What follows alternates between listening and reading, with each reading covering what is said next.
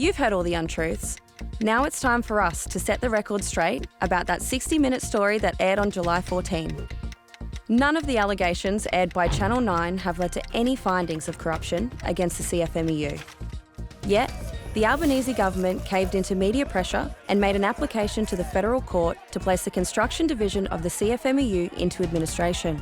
Based on comments by the federal court judge, the application was doomed to fail due to lack of evidence.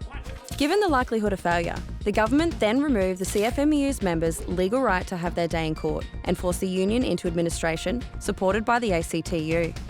Think about that. With the stroke of a pen, the government legislated to remove workers' legal rights due to media and opposition pressure. This unprecedented law completely undermines procedural fairness and due process. Whatever happened to innocent until proven guilty? Not only was the right of the CFMEU to have their day in court removed, the government's legislation also made it an offence for elected CFMEU individuals from even defending themselves. And you thought we lived in a democracy. So, what does this mean moving forward? Of course, we're challenging all this in the High Court. But in the meantime, the government-appointed administrator now has absolute authority over the CFMEU's assets. This is nothing more than a cheap grab for workers' power, money and property. And what happened to us can happen to other unions at any time for political purposes.